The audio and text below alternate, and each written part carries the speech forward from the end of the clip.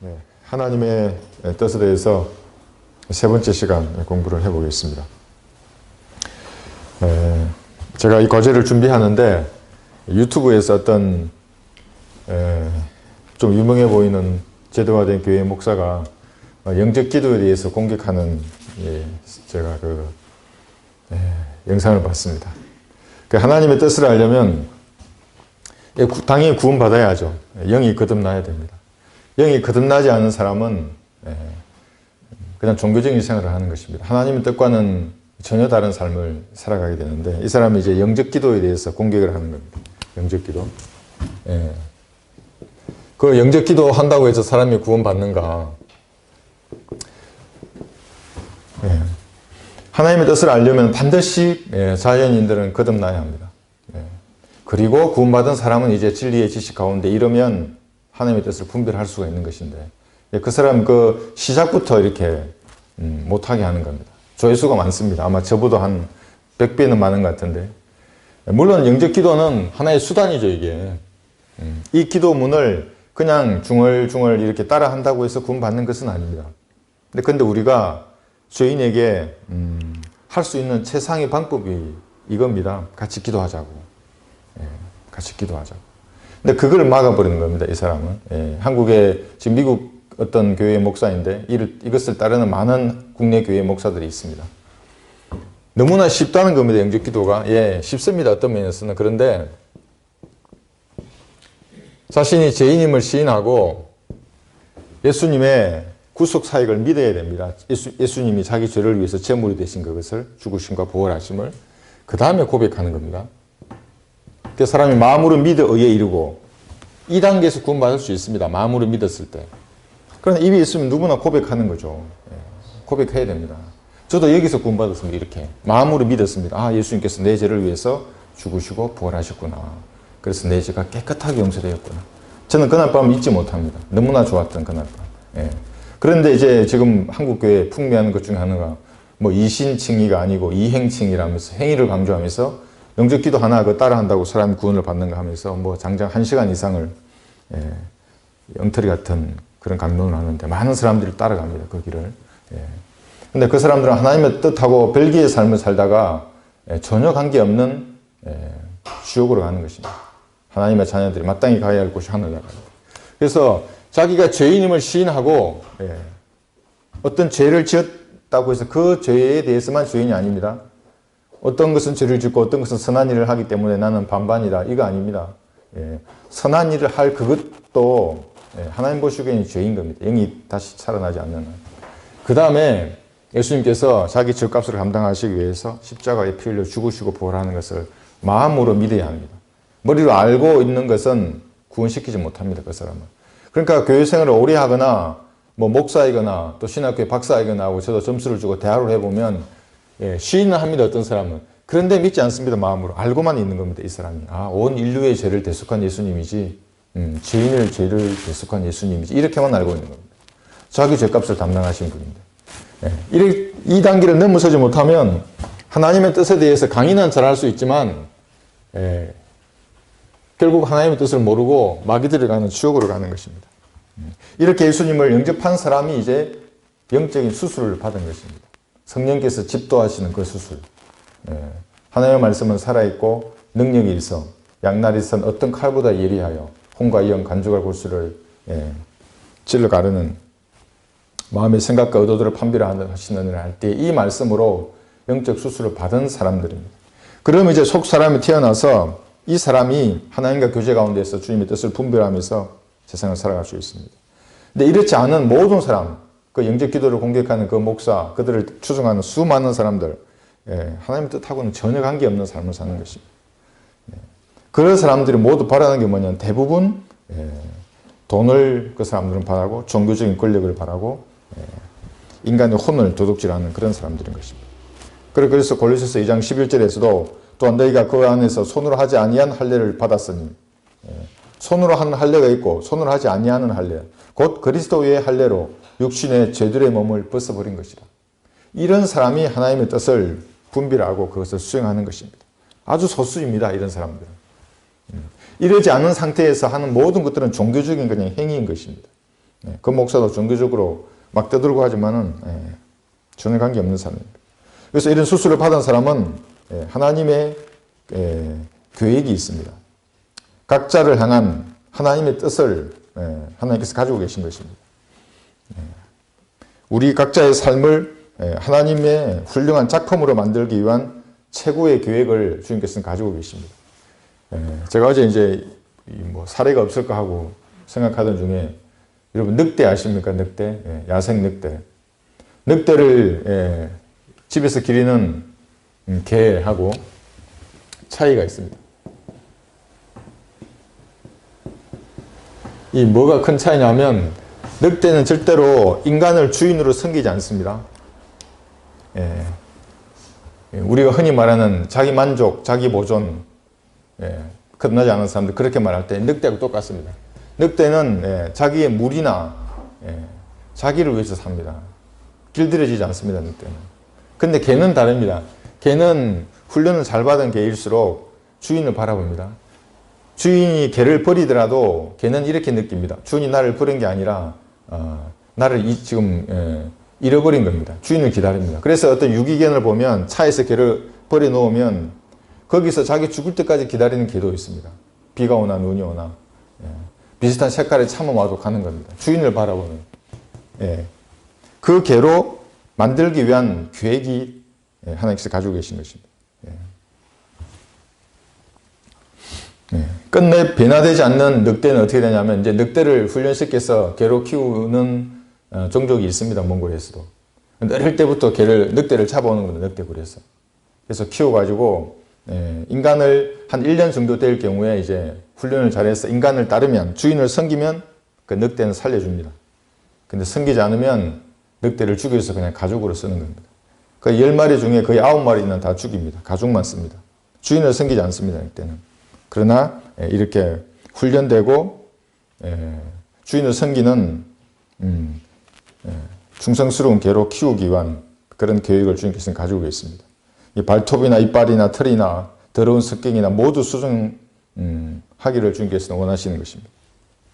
원래부터 그런 충성스러운 개로 태어난 사람은 없습니다. 구원받기 전에 모두가 야생 늑대와 같은 그런 성질을 가지고 있다가 주님의 작품이 되면 예수님을 위한 충성스러운 개가 될 수 있는 것입니다. 그래서 주님은 우리를 위한 설계를 가지고 계십니다. 각자를 위한 어떻게 부수고 깎고 다듬질하고 녹여서 새로운 작품을 만들 것인가에 대한 완벽한 설계도를 가지고 계십니다. 각자의 개성이나 재능, 성격이나 잠재력, 환경에 최적화된 그런 설계도입니다. 에베소서 2장 10절을 한번 보겠습니다.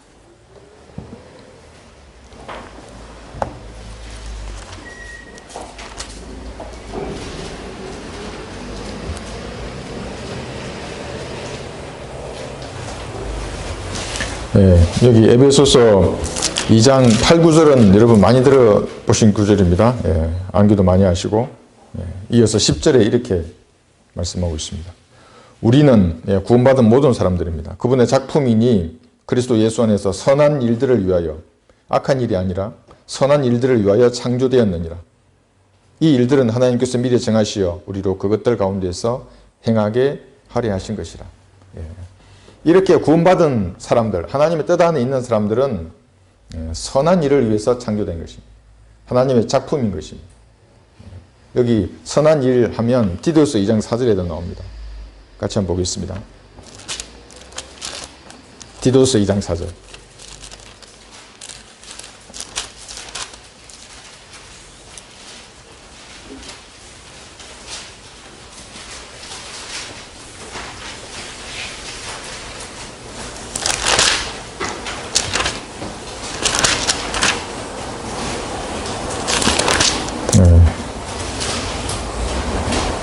다시 빌립보서 2장 13절을 다시 읽겠습니다. 빌립보서 2장 13절.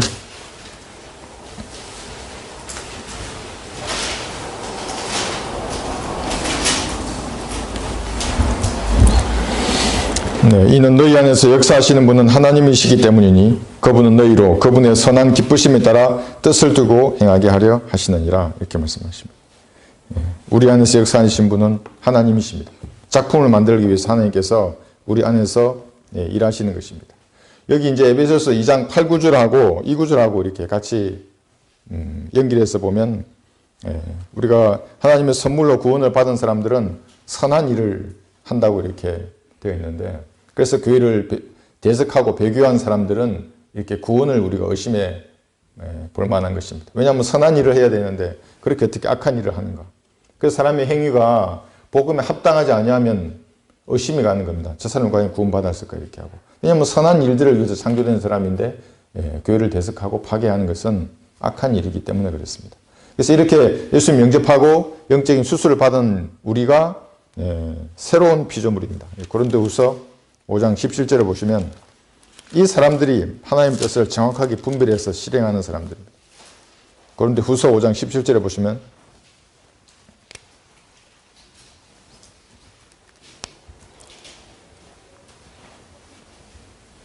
그러므로 누구든지 그리스도 안에 있으면 새로운 피조물이라 옛 것들은 지나갔으니 보라 모든 것이 새롭게 되었도다. 이 새 피조물 하나님의 작품인 것입니다. 조금씩 예수님을 닮아가도록 인도해 주십니다. 내 마음속에 말씀하시고 환경을 조성하셔서 작품이 되게 하십니다. 예수님만을 섬기는 그런 사람이 되도록 인도해 하시는 것입니다. 시편 32편을 보겠습니다.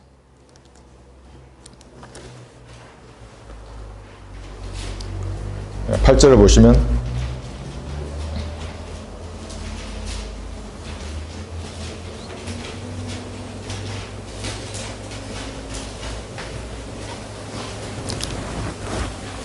내가 가야 할 길을 내가 내게 지시하고 가르치리니 내가 너를 내 눈으로 인도하리라. 너희는 지각 없는 말이나 노새같이 되지 말라. 그것들의 입은 재갈이나 굴레로 꼭 물려져야 하나니 그렇지 않으면 그것들이 내게 가까이 올까 함이라 말씀하십니다. 인도해 주시는 것입니다. 여기 37편도 보겠습니다. 37편 23절을 보시면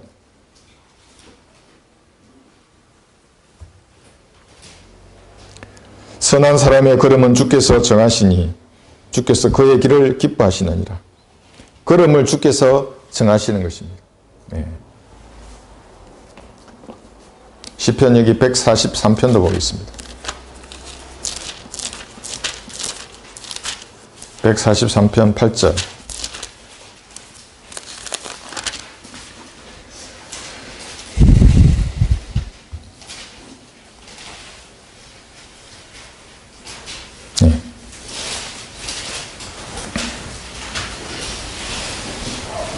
아침에 나로 주의 자의를 듣게 하소서. 이는 내가 주를 의지함이니이다. 나로 하여금 내가 가야 할 길을 알게 하소서. 이는 내가 나의 혼을 주께 들어올리기 때문이니이다. 내가 가야 할 길 알게 하소서, 이렇게 말하는 것입니다. 그래서 인생의 고난과 문제 앞에 부딪힌 사람 중에 주님 앞에 이렇게 기도하지 않는 사람이 없을 것입니다. 특히 바른 말씀을 가지고 있는 우리는 성경주를 믿는 사람의 그러한 전통을 유지하고 또 그리스도인답게 살기 위해서 주님 앞에 이렇게 부르짖고 말씀드리는 것입니다. 하나님의 선하신 뜻이나 기뻐하시는 뜻, 온전하신 뜻과는 상관없이 그럼에도 불구하고 그렇게 살 수 있습니다. 자신의 생각만으로 인생을 계획할 수 있는 것입니다. 그리스도인에게는 슬픈 일이고 때로는 비극적인 실수가 될 수도 있습니다. 그런데 이제 주님께서는 우리에게 환경을 조성해서 말씀해 주십니다. 하나님의 선하시고 기뻐하시고 온전하신 뜻. 세상의 뜻 가운데 우리가 살아야 하는데 그렇지 못할 수도 있고 이 세 가지 뜻 가운데 거하지 않는 삶을 살 수도 있습니다. 이 세상 죄인들이 사는 그런 삶 가운데 있을 수도 있습니다. 그러나 주님께서 우리에게 말씀해 주십니다. 근데 말씀에 기록되어 있는 것, 성경이 분명히 하지 말라고 하는 것들은 저희가 당연히 안 하는데 그렇지 않는 것들에 대해서는 동기와 목적이 올바르면 그대로 실행할 수 있도록 목적이 올바르면 그대로 실행하더라도 주님께서 그 일을 축복해 주시는 것입니다. 예를 들면 선하신 뜻 가운데 어떤 것을 내가 선택했다고 하더라도 내 동기와 목적이 바르면 주님께서는 그 일에 축복을 해 주십니다. 그런데 이 뜻을 벗어나면 좀 다르죠. 제 가운데 사는 삶 가운데 있으면서 하나님의 뜻을 구한다는 것은 좀 다른 상황입니다. 그래서 우선 이 하나님의 뜻을 분별하기 위해서는 주님에 대한 신뢰가 필요합니다. 이 잠언 3장을 보겠습니다.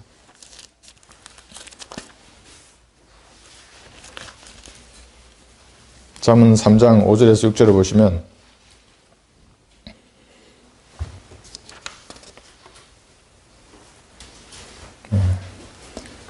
이 모든 상황을 주관하시는 하나님에 대한 신뢰. 5절 보시면 내 마음을 다하여 주를 신뢰하고 내 자신의 명철을 의지하지 말라. 내 모든 길에서 그를 인정하라. 그리하면 그가 내 길들을 지도하시리라. 모든 길에서 주를 인정하라고 말씀하고 있습니다. 신뢰하고. 그럼 보이지 않는 하나님께서 그 모든 상황들을 듣고 계시고 보고 판단하셔서 상황을 인도하시는 것에 대한 신뢰가 필요한 것입니다. 영적으로 어릴수록 이제 사람만 보이는 겁니다.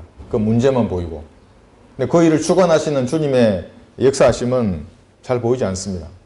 그래서 기도할 때에는 하나님에 대한 그런 신뢰로 충만해지는 것입니다. 그래서 문제 앞에서 기도하는 사람이 문제를 해결하는 사람입니다.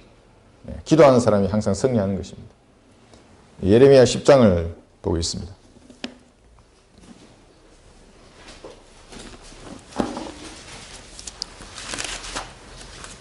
23절을 보시면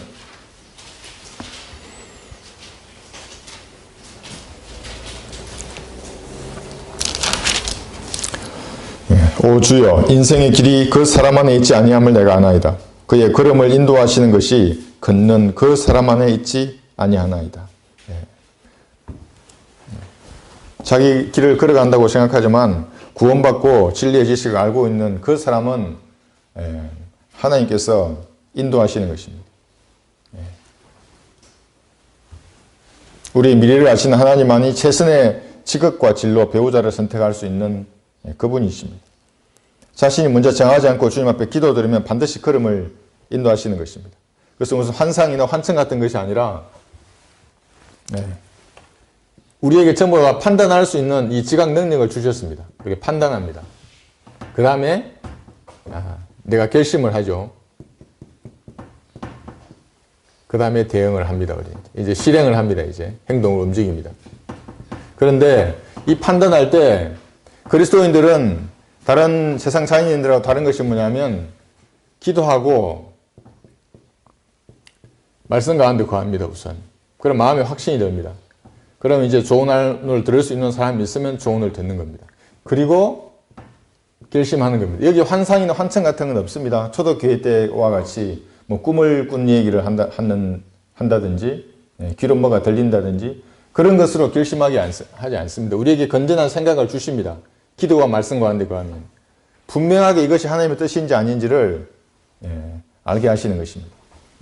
조언도 들을 수 있습니다. 그리고 자신이 결정하는 겁니다. 내 의지로.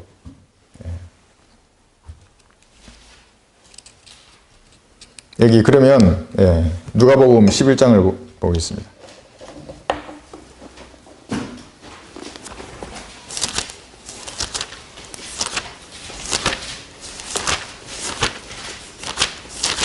(11장 10절) 보시면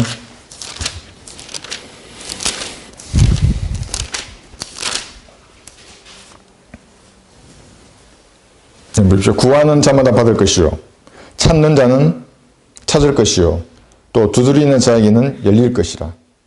그러니까 구하지 않으면 받지 못하는 것입니다. 찾지 않으면 발견하지 못하고 두드리지 않으면 열리지 않는 겁니다. 그러니까 이렇게 구하고 찾고 두드리는 자는 열리는 것입니다. 이렇게 정확한 결심을 할 수 있도록 하나님의 뜻에 맞는 할 수 있도록 주님께서 상황을 인도해 주시는 것입니다. 여기 그 다음에 11절 보시면 11절 구하는 자마다 받을 것이요 11절 보시면 너희 가운데 누가 아비된 자가 있어 아들이 빵을 달라는데 돌을 주며 생선을 달라는데 생선 대신 뱀을 주겠느냐 또 알을 달라는데 정갈을 주겠느냐. 그럴 부모가 여기 계십니까? 없지 않습니까? 그죠? 또 13절 보시면 너희가 악하다 할지라도 주님은 인간에 대해서 이렇게 선언합니다. 악하다고 그릇 타고 할지라도 너희 자녀에게 좋은 선물을 줄 줄 알거든 하물며 하늘에 계신 너희 아버지께서 구하는 자들에게 성령을 주시지 않겠느냐고 하시더라. 여기 성령 대신에 여러분이 원하는 다른 걸 넣으시면 됩니다. 질병의 치유를 넣으셔도 되고, 직업이나 뭐 아내나 남편이나 또 내가 구령할 혼들이나 하나님 앞에 구하시면 되는 것입니다. 그러면 주십니다. 제가 처음 이 성경을 알고 복음을 전하기 위해서 이제 사람들 앞에 가려고 할 때 문 앞에 적어놨습니다. 제가 구령할 사람들 거의 뭐 한 60명 이상을 내가 적어놓고 순서대로 어떻게 주님께서 그 사람들을 만나게 하시는 겁니다. 그럼 제가 전하면 바로 받아들입니다. 기도하면서 이렇게 구하는 자가 이렇게 주시는 것입니다. 바른 결심을 할 수 있도록 해주시고. 근데 가톨릭의 교리, 여기 성령을 주시지 않겠느냐 이렇게 했는데 가톨릭의 교리로 성령을 받을 수 있겠습니까? 제가 유튜브에서 어떤 신부가 강의하는 걸 봤습니다. 강의를 너무 잘합니다. 말을 너무나 잘합니다. 정말 달변가입니다. 근데 그 사람이 이렇게 말합니다. 성령을 어떻게 받는가? 우리는 성령을 어떻게 받는지 알고 있습니다. 예수님을 영접하면 됩니다. 자신이 죄인임을 시인하고 예수님의 피가 죄를 용서했다는 그 사실을 믿는 그 순간에 성령께서 들어오시는 겁니다. 근데 그 사람은 뭐라 말하냐면 이렇게 말합니다. 성령을 받는 것은 너무 쉽다. 손을 우선 편다. 달라고 아버지 앞에 기도한다. 그러면 성령을 주신다. 뭐 이런 식으로 얘기하는 겁니다. 어떻게 보면 비슷해 보입니다. 그런데 이 사실을 인접하지 않으면 죄인임을 시인하고 예수님의 피가 죄를 용서했다는 사실을 인정하지 않는 상태에서는 뭘 구하더라도 그건 악령이 들어가는 통로입니다. 가톨릭의 교리로는 성령을 받을 수 없는 것이죠. 감리교, 장로교, 은사주의 그런 사람들의 교리로도 마찬가지입니다. 뭐가 예정이 돼 있고 뭐 끝까지 견뎌야 하고 불같은 성령을 받는다. 이런 것들로는 전부 악령을 받는 것들입니다. 그건 마귀 들리는 지름길입니다. 마찬가지입니다. 여기서. 성령을 주시지 않겠느냐. 우리도 마찬가지입니다. 기도와 말씀 가운데 주님 앞에 부끄러움이 없는 자세면 구하는 것을 주님께서 주시는 것입니다. 바른 교회, 바른 목사, 바른 성경을 달라고 이렇게 기도하면 하나님께서 주시겠습니까? 주지 않겠습니까? 반드시 주십니다. 근데 가짜로 기도하면 가짜 하나님을 만납니다. 다른 예수, 다른 성경, 다른 영으로 충만하게 되는 겁니다. 그래서 제가 어떤 사람들에게 만나고 이단이라고 얘기하면 한번 비교해보고 이 말씀과 이 말씀을 비교해보고 어떤 것이 하나님의 말씀인지 기도해보라고 꼭 얘기합니다. 그 다음에 결정해도 늦지 않다고. 그럼 뭐가 두렵냐고. 당신이 말이 진리인데. 당신이 진리인데 뭐가 그리 이단이 내가 이단이라면 뭐가 그리 두려워서 읽지도 못하고 개혁성경과 우리 성경을 몇 구절을 비교해보면 되는데 비교해보고 아 이래서 이건 이단이구나 그렇게 하면 되지 않냐고. 구하는 자에게 진리를 주시는 것입니다. 지금 수많은 이단 사이비 종교에 빠진 사람들은 그런 것들입니다. 똑바른 자세로 구하지 않기 때문에 거짓 것을 믿고 있는 것입니다. 주변에 소수의 사람들만이 로마서 12장 1, 3절에 복종하며 살고 있는 사람들입니다. 또 그 중에서도 극소수의 사람만이 기록된 말씀의 권위에 순종하면서 살아갑니다.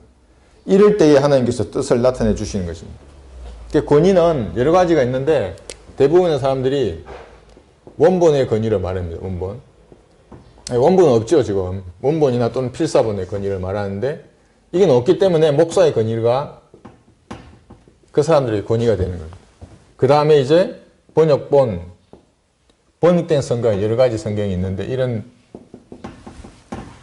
이 셋 중에 하나를 그 사람들의 권위로 삼는데 다 틀렸습니다. 여기서 원본은 없고 목사는 인간이기 때문에 권위가 될 수가 없습니다. 최종 권위가 될 수는 없습니다. 실수할 수 있는 것이기 때문에 그렇습니다. 기록되어 있는 성경, 한글로 보존되어 있는 이 성경을 권위에 두지 않으면 어렵습니다. 하나님의 뜻 가운데 살아가기가. 하나님의 뜻에 따라서 성령의 인도함을 받으려면 하나님을 신뢰해서 이런 삶을 살아야 하는데 말씀이 권위를 두지 않으면 살 수 없습니다. 누가복음 9장 23절에 보시면 또 그들 모두에게 말씀하시기를 누구든지 나를 따라오려거든 자기를 부인하고 날마다 자기 십자가를 지고 나를 따르라 이렇게 말씀하십니다. 이런 삶을 살지 않으면서 성령의 인도함을 말한다든지 하나님의 뜻을 말한다는 것은 악령의 인도함을 받는 것입니다. 말씀에 규제된 삶을 살아야 합니다. 말씀이 그렇게 지시하는 복종하는 삶을 살아야 하나님의 뜻을 발견할 수 있는 겁니다. 날마다 십자가를 지면서 주님을 따르지 않는 사람은 하나님의 영으로 인도함을 받는 이런 것에 대해서 말할 필요가 없는 것입니다. 날마다 자기 십자가를 진다는 것은 수치와 조롱과 그 고통과 멸시를 받을 준비가 되어 있는 사람들입니다. 그런 삶을 살면 하나님의 뜻을 바로 분별할 수 있습니다. 그러나 사람들의 박수갈채를 받고 높임을 받는 것을 더 우선시하면 이 시대의 종교인들입니다. 하나님의 뜻과는 전혀 관계없는 삶을 살게 됩니다. 그런 사람들은 체험이나 내적인 충동은 말하지만 기록된 말씀에 복종하는 그러한 삶에 대해서는 말하지 않는 것입니다. 말씀이 이렇게 되어 있으면 복종하는 겁니다. 복음을 전하라. 한번 전해보십시오. 어떻게 되는지. 제일 우선순위로. 전도지를 나누어주고 아니면 전도지를 어디 놔둬도 됩니다. 위로와 기쁨이 충만해집니다. 삶의 문제는 주님께서 해결해 주시는 겁니다. 겁먹지 말고 마귀의 세력에게 전도지를 한번 나눠줘 보십시오. 이렇게 여기 있습니다. 제가 드리는 선물입니다. 이렇게 하고 기도하라고 했는데 기도해 보십시오. 아무것도 염려하지 말고 다만 모든 일에 기도와 간구로 너희 구하는 것들을 감사함으로 하나님께 알려지게 하라고. 그러면 모든 지각을 초월하신 하나님의 평강이 그리스도 예수 안에서 너의 생각과 마음을 내 마음과 생각을 지키시리라 이렇게 말씀하십니다. 이런 사람이 몇 명이나 되겠습니까? 또 순종하라고 했습니다. 골로새서 3장 20절에서는 자녀들아 모든 일에 부모에게 순종하라. 이것이 주를 참으로 기쁘시게 하는 것이라. 부모에게 순종해야 합니다. 부모에게 순종하십니까? 하지 않으면서 하나님께 순종한다고 할 수 없는 것입니다. 말씀에 순종해야 하는 겁니다. 복종하라고 했죠. 장로에게 복종하라. 서로 또 복종하라. 그래서 겸손함으로 옷 입으라 이렇게 말씀하십니다. 이게 다 이제 말씀을 실행하는 사람들입니다. 그러면 주님의 뜻을 알고 있는 것입니다. 아내는 남편에게 복종하고 남편은 하나님께 복종하며 아내를 자신의 몸처럼 사랑하라고 말씀하고 있습니다. 그러면 성령의 인도함을 받습니다. 한 걸음 한 걸음씩 이 지뢰밭과 같던 이 세상을 안전하게 건널 수 있도록 주님께서 인도해 주시는 것입니다. 하나님의 뜻을 식별하고 이제 수행할 수 있는 것입니다. 그 사람이. 여러분이 하나님의 뜻을 발견했으면 이제는 그것을 행해야 합니다. 알고만 있어오면 뭐 하겠습니까? 에베소서 6장을 한번 보겠습니다. 6장 6절을 보시면 그럼 이것을 행하는데 이제 어떻게 행할 것인가?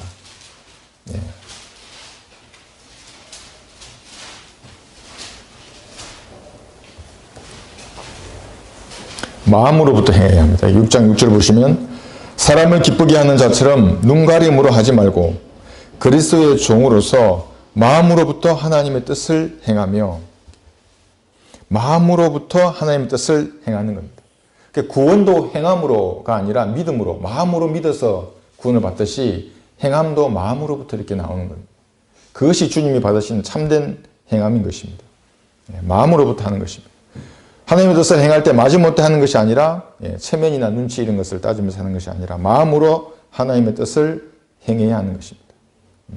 어떻게 행하냐면 찾아서 행하는 겁니다. 찾아서 공원에 산책을 간다. 여러분 그냥 나가십니까? 저는 어떻게 했냐면 처음 이 전도지를 만들었을 때 이 코팅된 걸 챙겨갑니다.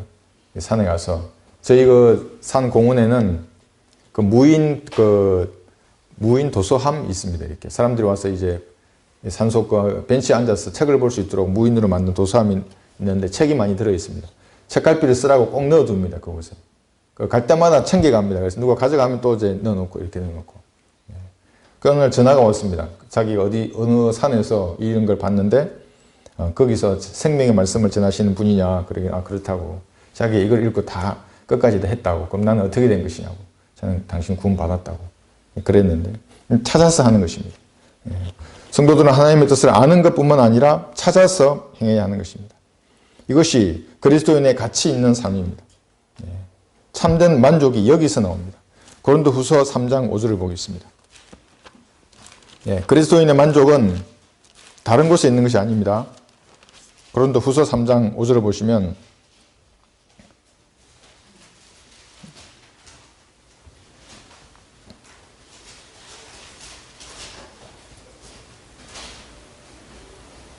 우리는 어떤 일이라도 우리에게서 난 것 같이 생각하여 스스로 만족하지 않는 것은 우리의 만족이 하나님께로부터 난 것이기 때문이다. 하나님께로부터 난 것, 여기에 우리의 만족이 있는 것입니다. 하나님의 뜻을 이해해서 그 일을 찾아서 수행할 때 이런 만족은 이제 극대화되는 것입니다. 물질이나 시간이나 열정이나 박해를 받고 고난을 당해도 무엇인가 부족한 것이 있는 것이 그리스도인의 마음입니다.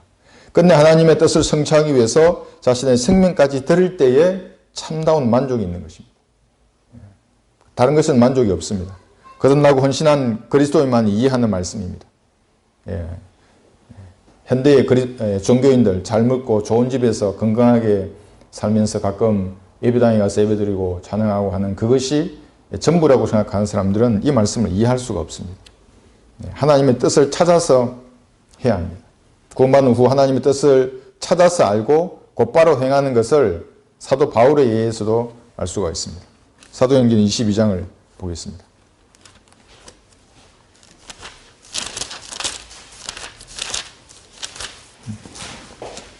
바울도 이렇게 곧바로 찾아서 했습니다. 22장 14절 보시면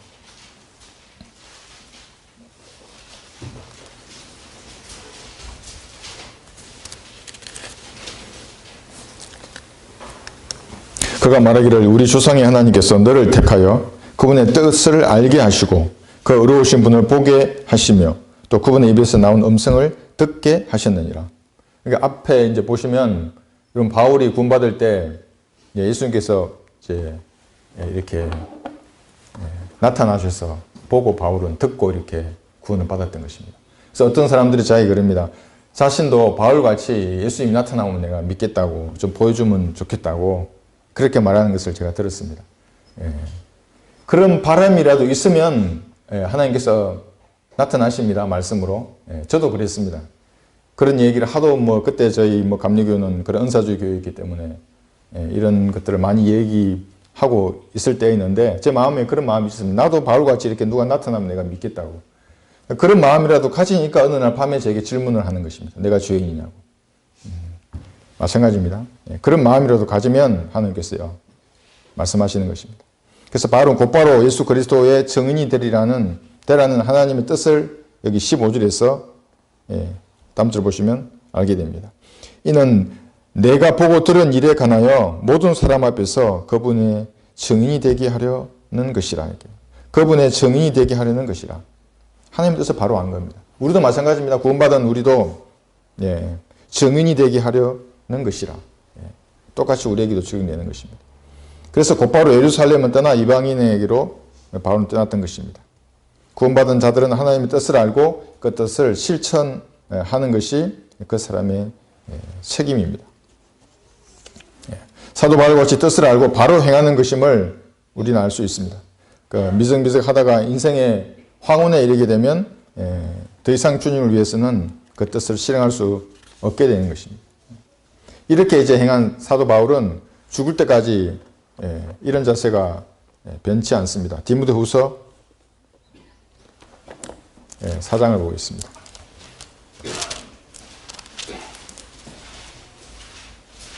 6절에서 7절을 보시면 하나님의 뜻이 무엇인지 죽는 순간에도 그것을 이제 정확하게 행했다고 이렇게 고백하고 있는 것입니다. 내가 이미 제물로 드려질 준비가 되어 있고 이제 이 후에 이제 바울은 참수형을 당합니다. 떠날 때가 이르렀도다. 내가 선한 싸움을 싸우고 달려갈 길을 마치고 그 길을 정확히 알고 있습니다. 그 길을 마쳤다고 이제 말하는 것입니다. 믿음을 지켰으니 이로 나를 위하여 의의 면류관이 마련되어 있어 어려우신 재판관이신 주께서 그날에 그것을 내게 주실 것이며 또 나뿐만 아니라 그의 나타나심을 사모하는 모든 사람에게도 주실 것이라. 인생의 마지막 시기에 자기가 무엇을 싸웠고 어떻게 달려갈 길을 마쳤는지를 이렇게 고백하는 것입니다. 이런 그리스도인이 되어야 합니다. 저희들도. 하나님께서 나에게 원하시는 것이 무엇인지 정확하게 식별해서 그것을 다 수행했다고 이렇게 고백해야 하는 것입니다. 기도할 때에도 사도 바울과 그의 동력자들은 기도할 때에도 하나님의 뜻 안에서 완전하고 온전하게 행할 수 있도록 기도하는 삶을 살았습니다. 골로새서 4장 12절을 보고 있습니다.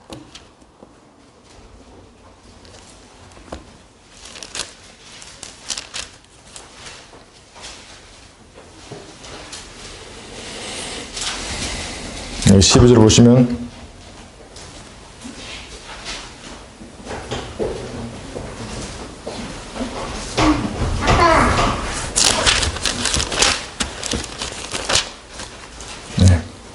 너희 가운데 한 사람이요 그리스도의 종인 에파프라가 너희에게 문안하노라. 그는 항상 너희를 위하여 열렬히 기도합니다. 기도하는 이유를 한번 보십시오. 이는 너희가 하나님의 모든 뜻 안에서 완전하고 온전하게 서도록 하기 위함이라. 하나님의 모든 뜻 안에서 서도록 하기 위해서 기도하는 것입니다. 기도할 때에도 이렇게 하나님의 뜻 가운데 서도록 하고 있습니다. 성령께서도 성도들을 위하여 중보하시는데 어떻게 중보하시겠습니까? 하나님의 뜻 안에서 중보하십니다. 로마서 8장을 보고 있습니다.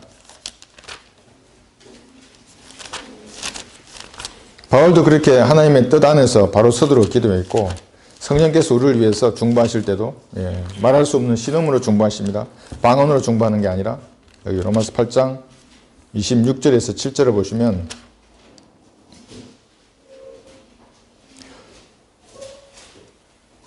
이와 같이 성령께서도 우리의 연약함을 도우시나니 이는 우리가 마땅히 기도해야 할 것을 알지 못하나 성령께서 친히 말할 수 없는 신음으로 우리를 위하여 중보하시기 때문이라. 마음을 살피시는 분의 성령의 생각이 무엇인지 아시나니 이는 그분이 하나님의 뜻대로 성도들을 위하여 중보하시기 때문이라. 바울도 그렇고 성령께서도 하나님의 뜻 가운데서 그 뜻대로 중보하시는 것입니다. 그런데 우리가 기도하는데 만약에 하나님의 뜻 밖에서 우리가 간구하면 어떻게 되겠습니까? 응답이 안 되는 것이죠. 그래서 하나님의 뜻을 식별하고 그것을 위해서 기도해야 하는 것입니다. 사도 바울도 예수 그리스도도 성령님도 하나님의 뜻을 알고 행하시고 기도할 때도 그렇게 하셨습니다. 오늘 여기까지 공부하겠습니다.